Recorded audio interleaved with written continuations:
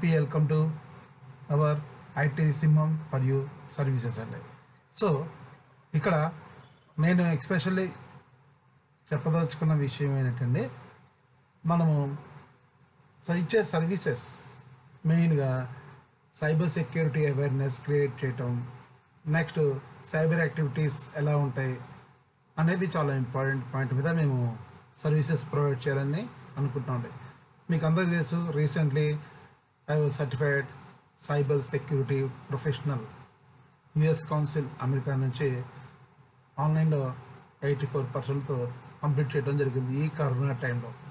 So ఈ corona టైంలో నేను కోర్సెస్ అప్గ్రేడ్ చేసుకుని చేశాను. సో దీంట్లో నేను అర్థం చేసుకున్న పాయింట్ ఏంటంటే, ఏ కంపెనీలో చూసినా సరే, ఎంత హై లెవెల్లో చూసినా సరే, హైర్ అండ్ సెక్యూరిటీ ఉండొచ్చు, అన్నీ ఉండొచ్చు, కానీ కామన్ మ్యాన్ చివరికి ఎండ్ యూజర్ అనేది చాలా ఇంపార్టెంట్. వాళ్ళు కనుక ఎడ్యుకేట్ కాకపోతే ఖచ్చితంగా హ్యాకింగ్కి గురవడానికి ఛాన్సెస్ చాలా ఎక్కువ ఉంటాయండి. సో మనం తెలుసో తెలియకో మనం ప్రతి ఒక్కళ్ళు సైబర్ సెక్యూరిటీ దాంట్లో మనము ఇన్వాల్వ్ అయి ఉంటాం. ఎలా అంటే, మనం ల్యాప్టాప్స్ వాడుతూ ఉంటాం, మొబైల్స్ వాడుతూ ఉంటాం. సో మనకు తెలిసినా తెలియకపోయినా మనం ఐటీ ఫీల్డ్లో ఎక్స్పోజ్ అవ్వటం వల్ల ఏమవుతుందంటే, మనం చేసే యాక్టివిటీస్లో హ్యాకర్స్ డైరెక్ట్గా మనల్ని హ్యాక్ చేయడానికి ఎక్కువ ఛాన్సెస్ ఉంటాయి. సో అది ఎలా అనేది చాలా ఇంపార్టెంట్ పాయింట్. సో ఇక్కడ మనం సెక్యూర్ లెవెల్స్ ఎలా పెట్టుకోవాలి అనేది చాలా ఇంపార్టెంట్ పాయింట్. అంటే మనము వచ్చిన ప్రతి మెయిల్ని, ప్రతి లింక్ని జస్ట్ ఫార్వర్డ్ చేసేయకూడదండి. రీసెంట్లీ చాలా సైబర్ క్రైమ్స్ పెరిగిపోయాయి. దట్టు ఈ కరోనా టైంలో మామూలు క్రైమ్స్ కన్నా, రెగ్యులర్ జరిగే క్రైమ్ రేట్ కన్నా ఈ సైబర్ క్రైమ్ రేట్ 200% పెరిగిందని ఒక నివేదిక చెప్పడం జరిగింది. ఎందుకు జరుగుతుంది? చిన్న ఎగ్జాంపుల్ చెప్తున్నానండి. సోషల్ ఇంజనీరింగ్ అనేది కూడా దీంట్లో ఒక పార్ట్. దీనికి ఏ టెక్నాలజీ ఏమీ అక్కర్లేదండి. జస్ట్ మనల్ని ట్రేసింగ్ చేసి ట్రాకింగ్ చేసే విధానం. అంటే ఫర్ ఎగ్జాంపుల్ కిడ్నాపింగ్ చేయాలనుకున్నాను ఒక అతను. వాడు ఏం చేస్తాడు? ఫస్ట్ ఆఫ్ ఆల్ మన ఒక మూమెంట్స్ని ఫస్ట్ ఆఫ్ ఆల్ మొత్తం అంతా ట్రాక్ చేస్తాడు. ట్రాక్ చేసి ఎగ్జాక్ట్గా మనని కిడ్నాప్ చేస్తాడు. అలాగే సైబర్ సెక్యూరిటీలో కూడా హ్యాకర్స్ మనని ట్రాక్ చేసి ఇలాంటి పనులు చేసే ఛాన్సెస్ ఉంటాయండి. ఓకే, సో మనకి లింక్స్ని, ఎస్పెషల్లీ అన్నోన్ లింక్స్ని మనం చేయకూడదు. ఫర్ ఎగ్జాంపుల్ చిన్న ఎగ్జాంపుల్ చెప్తున్నాను, విచ్ ఈజ్ నాట్ రిలేటెడ్ అనుకోండి. ఎగ్జాంపుల్, ఒక అతను హోటల్ నడుపుతున్నట్ట. ఆ హోటల్ నడుపుతున్నాడికి ఎవరో ఫోన్ చేసి, నాకు ఇలా 100 పూరీ ప్లేట్స్ ఆర్డర్ పెట్టాడు, నేను మిలిటరీ వాడిని, సో రెడీ చేయంటే, ఓహో చాలా పెద్ద ఆర్డర్ వచ్చేసింది అని చాలా ఆనందపడి అన్నీ రెడీ చేసేట. రెడీ చేసిన తర్వాత సరే అని చెప్పేసి పేమెంట్ చేస్తాను, నీ యొక్క అకౌంట్ నెంబర్ అవన్నీ చెప్పు అన్నట్ట. అకౌంట్ నెంబర్ చెప్పిన తర్వాత నీకు ఒక ఓటీపీ వస్తుంది, దాన్ని ఏంటో చెప్పు అన్నట్ట. సింపుల్గా అమాయకుడు ఓటీపీ ఏంటో చెప్పేశాడు. వెంటనే అతని అకౌంట్లోంచి అమౌంట్ డిడక్ట్ అయిపోయాడు. ఇక్కడ పూరీలు వేస్ట్ అయ్యాయి. ఏమండి, ఓటీపీలు చెప్పడం జరిగింది, అకౌంట్ నెంబర్ చెప్పాడు, శుభ్రంగా 35,000 ఎంతో డ్రా తీసుకెళ్ళిపోయాట. సో ఇక్కడ మనం అర్థం చేసుకోవాల్సిన పాయింట్, అతను హోటల్ నడుపుతున్నాడని ఎట్లా అర్థం చేసుకున్నాను? హోటల్ నడుపుతున్నాడనే విషయం మనమే పబ్లిసిటీ చేసుకుంటాం కదా గూగుల్లో. అంటే అడ్వర్టైజ్ చేసుకుంటాం, నేను బలానా నెంబర్తో బలానా హోటల్ నడుపుతున్నాను, ఆర్డర్స్ కావాలని పెడుతున్నాను. ఇక్కడ పబ్లిసిటీ చేసుకోవడం తప్పు కాదండి, పబ్లిసిటీ చేసుకోవాలి. కానీ ప్రాబ్లం ఎక్కడ వస్తుంది? మనం సెక్యూర్ చేసుకోకపోవటమే పెద్ద ప్రాబ్లం, మనకి అవేర్నెస్ లేకపోవడమే ప్రాబ్లం అనేది మనం అర్థం చేసుకోవాలి ఇక్కడ. సో ఇలాగే ఈవెన్ అకౌంట్స్లో నుంచి కూడా అమౌంట్స్ ఎలా వెళ్ళిపోతాయి అనేది కూడా మనం ఒకటి అర్థం చేసుకుందాం. మనం ప్రతిదానికి పాస్వర్డ్ పెట్టుకుంటూ ఉంటాం. సో ఈ పాస్వర్డ్ పెట్టుకోవడం వల్ల వచ్చే అడ్వాంటేజ్, డిసడ్వాంటేజ్ అంటే చాలా ఫనీగా చాలా చిన్న పాస్వర్డ్లు పెడుతుంటారు. పాస్వర్డ్లు పెట్టే విధానం కూడా చాలా ఇంపార్టెంట్. అంటే ఒక 16 లెంత్ పాస్వర్డ్ అన్ని ఆల్ఫా న్యూమరిక్ మోడ్లో మనం చేస్తే, మోడ్లో పెడితే దాన్ని క్రాక్ చేయడానికి ఎంత టైం పడుతుంది?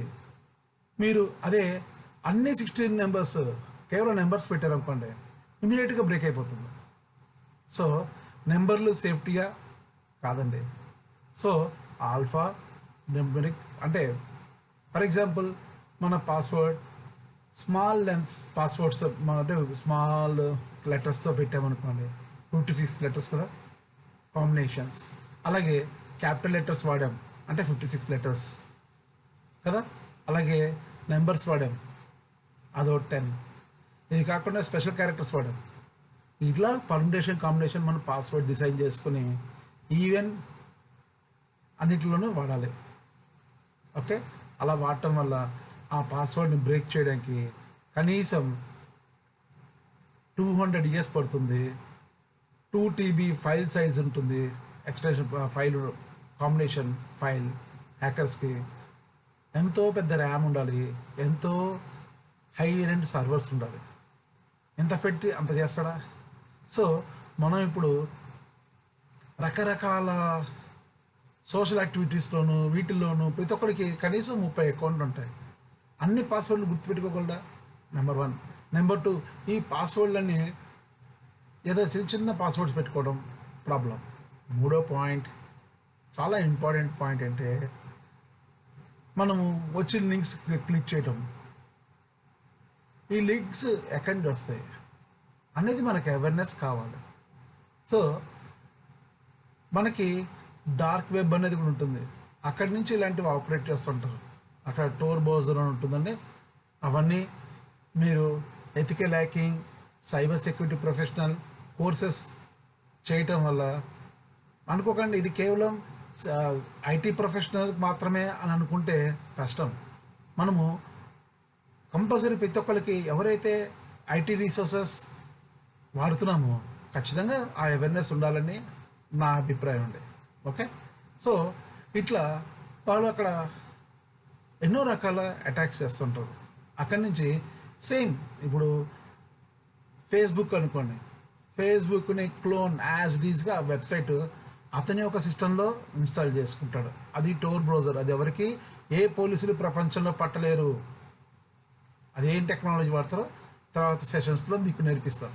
ఓకే, సో మనం హ్యాకింగ్ చేయడం మన కాన్సెప్ట్ కాదండి, మనం ఎలా కాపాడుకోవాలనేదే మన కాన్సెప్ట్. ఓకే, కత్తిని కూరగాయలు తరగడానికి వాడచ్చు, మర్డర్ చేయడం కూడా వాడచ్చు. మన ఇంటెన్షన్ బట్టే ఉంటుంది. సో మనని మనం కాపాడుకోవటమే ఇక్కడ మా ముఖ్య ఉద్దేశం. సో అలాంటి లింక్లో పంపించడం వల్ల ఏమవుతుందంటే మీరేం చేస్తారు, దానికి అక్కడ పాస్వర్డ్ ఫస్ట్ ఎంట్రీ చేస్తారు. ఆ పాస్వర్డ్ ఫస్ట్ వచ్చి ఇతని వెబ్సైట్కి వస్తుంది. సెకండ్ టైం తప్పు వచ్చింది, మళ్ళీ కొట్టమనే వస్తుంది. మళ్ళీ మీరు ఎంట్రీ చేసినప్పుడు ఇతని ద్వారా అసలు ఒరిజినల్ వెబ్సైట్లోకి వెళ్ళి లాగిన్ అయ్యి ఆ యూజర్ నేమ్ పాస్వర్డ్ని క్యాప్చర్ చేస్తారు. ఒక్కసారి ఒక సోషల్ మీడియాలో కనుక పాస్వర్డ్ కనుక మీ అకౌంట్ కనుక కాంప్రమైజ్ ఏంటంటే కంప్లీట్ ఈ ఈమెయిల్స్ కానీ మీ బ్యాంక్ అకౌంట్స్ కానీ అన్ని ఏ టు జెడ్ అతను ఓపెన్ చేసేయగలుగుతాడు. ఎందుకంటే అన్ని లింకులు అన్నీ జీమెయిల్కి లింకే ఉంటాయి. సో ఇలాంటి సిచ్యుయేషన్స్ కనుక మనకు వస్తే ఎంత ప్రమాదం అండి కదా. సో మనం సోషల్ అవేర్నెస్ లేకపోతే మనకి ఎంత డేంజర్ చూసారా. సో ఇలాంటి టెక్నిక్స్ని అవేర్నెస్ని ప్రతిదీ యాక్టివిటీ పాయింట్ ఆఫ్ వ్యూలో ఇది సైబర్ సెక్యూరిటీ గురించి మనం నేర్చుకోవాల్సిన అవేర్నెస్. ఓకే, ఇటువంటి అవేర్నెస్ మేము ప్రొవైడ్ చేస్తాం. ఓకే, ప్లస్ ఇది కాకుండా మీకు రెగ్యులర్ యాక్టివిటీస్ ఏం జరుగుతున్నాయి, హ్యాకర్స్ మూమెంట్స్ ఏంటి, ఎటువంటి అటాక్స్ జరుగుతున్నాయి అనే అవేర్నెస్ ప్రోగ్రామ్ కూడా మా దాంట్లో ఉందండి. సో ఇలాంటి అవేర్నెస్ ప్రోగ్రామ్ క్రియేట్ చేయడమే మా కాన్సెప్ట్. సో కాబట్టి బేసికల్లీ ఇక్కడ మంత్లీ ప్లాన్ కింద మంత్లీ 1000 రూపీస్ మాత్రమే ప్లాన్ చేసాం. అందరికీ అందుబాటులో ఉండాలనే ఉద్దేశంతో హార్డ్వేర్, నెట్వర్కింగ్ ప్లస్ ఈ సైబర్ సెక్యూరిటీ ఎలా సెక్యూర్ చేసుకోవాలి, అన్ని సెక్యూర్ లెవెల్స్ ఎలా ఉన్నాయో చూసుకుంటూ ప్లస్ ఫైనల్గా ఈ సైబర్ యాక్టివిటీస్ మీద కంటిన్యూస్ అప్డేట్ మా టెలిగ్రామ్ గ్రూప్, వాట్సాప్ గ్రూప్లో పెట్టి మీకు కంటిన్యూస్గా అందేలాగా మేము సర్వీసెస్ ఇస్తామండి. ఈ సర్వీసెస్ నా ఈ 22 years IT field experience base చేసుకుని మీకు బెస్ట్ సర్వీసెస్ ఇవ్వాలన్నదే మా ఉద్దేశం అండి. సో కాబట్టి ఇలాంటి అవకాశాన్ని సద్వినియోగం చేసుకోండి. సో ఇక్కడ మనం ఎన్నో ఖర్చు పెడతాం కదా, కానీ చిన్న చిన్న విషయాల్లో మనం లూపోస్ చేసుకుంటే అది చాలా ప్రమాదాలకు దారితీస్తుంది. ప్రమాదానికి గురైనప్పుడు, సైబర్ క్రైమ్ అయినప్పుడు, అయ్యో నేను మోసపోయిన సైబర్ యాక్టివిటీ వల్ల అని చెప్పి మనం వెళ్ళి పోలీస్ కంప్లైంట్ ఇస్తాం. కరెక్ట్, వాళ్ళు మాత్రం ఎన్నెన్ని సాల్వ్ చేస్తారండి కదా. మనకంటూ అవేర్నెస్ ఉండాలి. మన ఇంటికి భద్రంగా మనమే తాళం వేసుకుంటాం, మన సెక్యూరిటీ మనం మెయింటైన్ చేసుకోవాల్సిన రెస్పాన్సిబిలిటీ మనకు ఉందా లేదా, ఏమంటారు? సో ఇటువంటి అవేర్నెస్ అనేది ఖచ్చితంగా క్రియేట్ చేసుకోవాలండి. మనం సెక్యూర్ చేసుకోవాలి. సెక్యూర్ చేసుకోకపోతే చాలా ప్రమాదం. ఓకే అండి. సో ఇలాంటి యాక్టివిటీ ప్రోగ్రామ్స్లో మీరు అందరూ పార్టిసిపేట్ చేయాలి. మా నాలెడ్జ్ని మీ సర్వీసెస్కి ఉపయోగించుకునేలాగా ఛాన్సెస్ ఇవ్వని చెప్తున్నాను. సో ఇలా మేము ఇలాంటి యాక్టివిటీస్ ఎలా ఉంటాయి అనేది మీకు కొన్ని ఉదాహరణలు చెప్పాను కదా. సో ఇవే కాకుండా నెక్స్ట్ టాపిక్లో మనం వెళ్ళి చూస్తే, ఇంతకుముందు వైరసెస్ అనేది ఓల్డ్ టైంలో వైరస్ అని మాత్రమే తెలుసు మనకి. అప్పుడు ఏంటంటే జస్ట్ ఫన్నీ కోసమని, గేమ్స్ కోసమని పెట్టి పంపించేవారు కదా.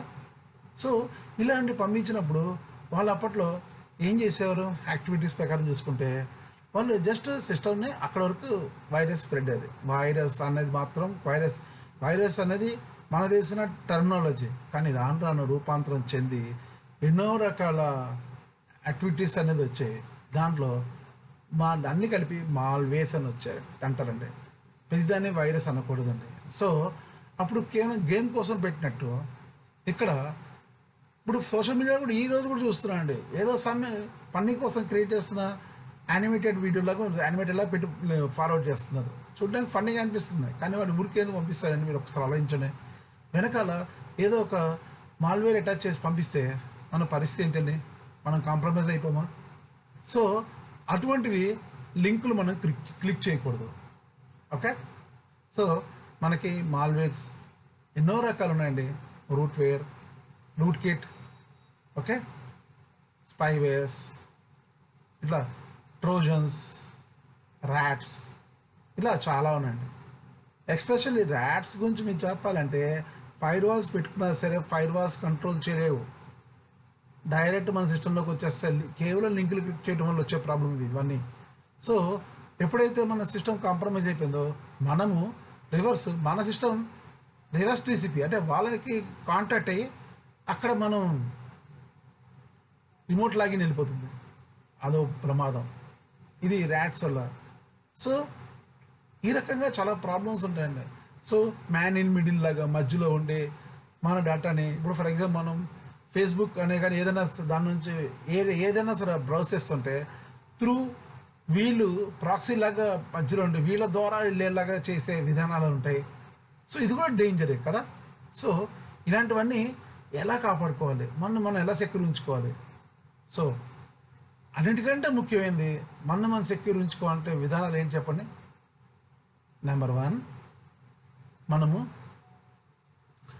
సింపుల్గా చెప్పాలంటే మనము ఫ్రీగా వస్తుందని చెప్పేసి ఓఎస్లో క్రాక్డ్ వర్షన్స్ తీసుకొచ్చి వాడతాం.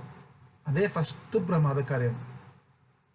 సో ఒక మైక్రోసాఫ్ట్ ఒక ఓఎస్ క్రియేట్ చేసి రిలీజ్ చేశాడంటే దాన్ని ఫ్రీగా మీకు ఇస్తున్నాడు. ఒక అతను క్రాక్ చేసి పైలట్ ఇస్తున్నాడు అనుకోండి, వాడు ఎందుకు మీకు ఫ్రీగా ఇస్తాడు అంటే దాని వెనకాల మీకు కనిపించకుండా హిడెన్గా మాల్వేర్ అటాచ్ చేసి పంపిస్తాడు. ఎప్పుడైతే మీ సిస్టమ్ ఇన్స్టాల్ అయిందో మీ యొక్క ప్రతి యాక్టివిటీ ఆ ఒక అమ్మినోడికి వెళ్తాయి.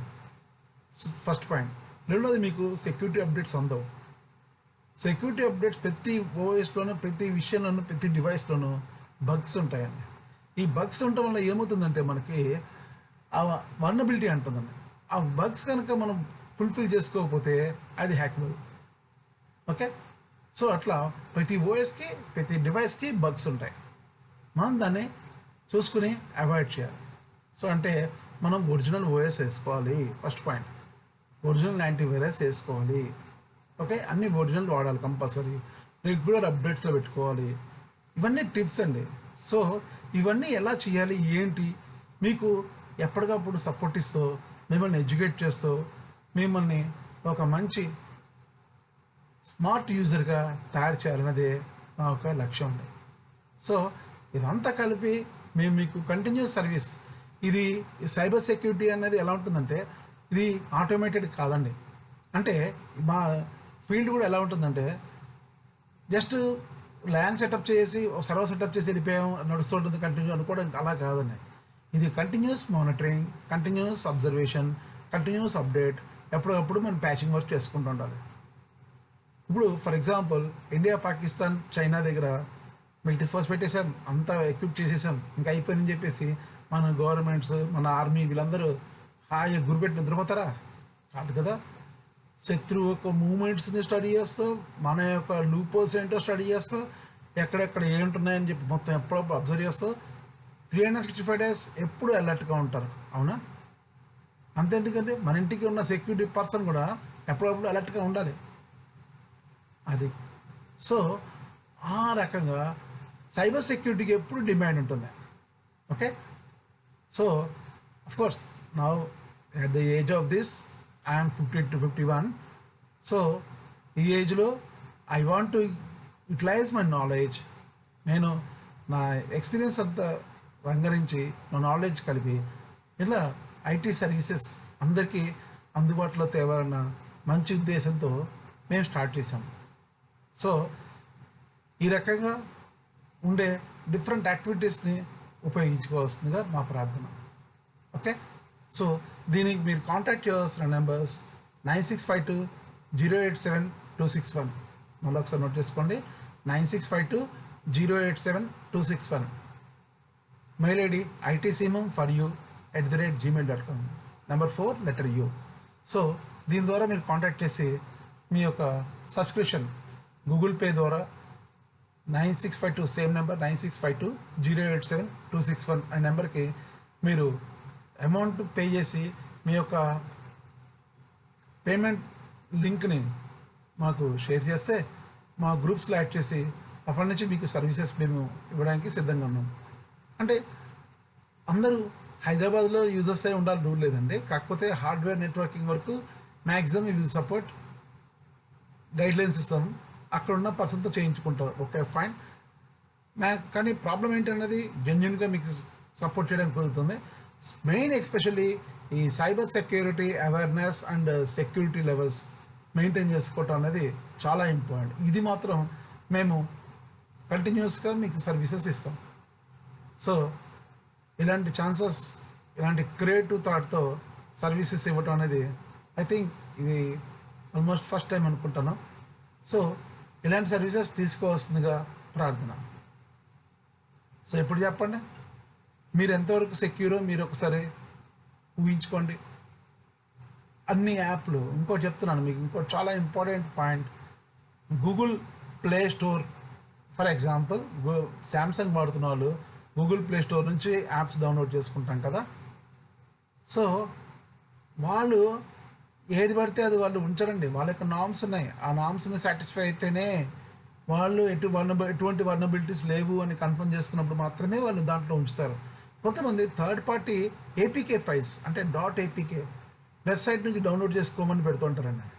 దయచేసి వాటికి రెస్పాండ్ కాకండి. ఓకే, ఫర్ ఎగ్జాంపుల్ అలాగే మీరు విమి అనే అప్లికేషన్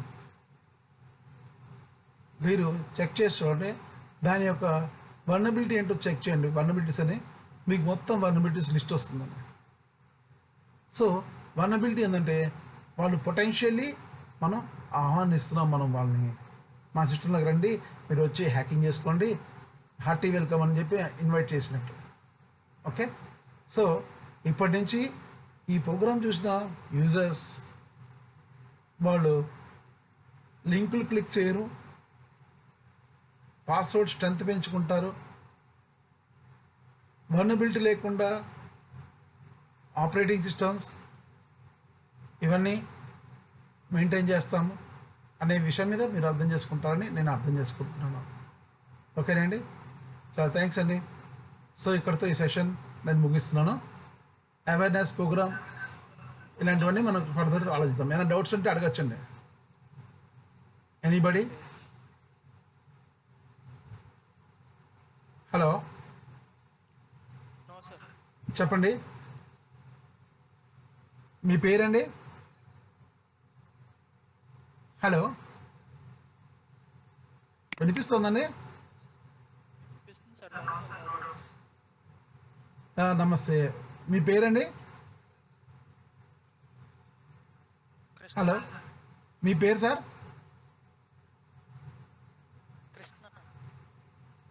కృష్ణ గారు, ఫైన్. మీకు ఏమనిపిస్తుంది సార్, ఈ ప్రోగ్రామ్ వల్ల ఏమైనా అడ్వాంటేజ్ ఉందా? What is the use? Me opinion ఏంటి చెప్పండి. ఓకే, ఫైన్ అండి. సో ఇట్లా చేయటం అనేది ప్రజలకి సెక్యూరిటీ ప్రొవైడ్ చేయడం అనేది చాలా ఇంపార్టెంట్ కాన్సెప్ట్. ఎవరు ఇంతవరకు ఇవ్వలేదని నేను అనుకుంటున్నాను అండి. అవునా కదా? మీ వాయిస్ కొంచెం లోలో ఉందండి, కొంచెం పెంచండి ప్లీజ్. Yeah, any suggestions? మీరేమైనా సజెస్ట్ చేయగలుగుతారా కొత్త కొత్త పాయింట్స్?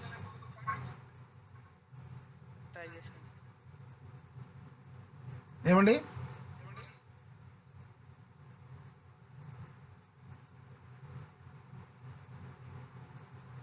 ఏమండి కృష్ణ గారు, చెప్పండి. చెప్పండి సార్, ఎనీ సజెషన్స్? ఏమండి?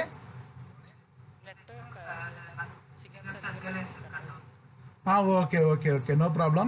మీరు ఏదన్నా సజెషన్స్ ఉన్నా మా మెయిల్ ఐడికి వీటికి వాట్సాప్ గ్రూప్కి మీరు మెసేజ్ చేయొచ్చు. నా ఈ పర్సనల్ నెంబర్ కూడా చేయండి.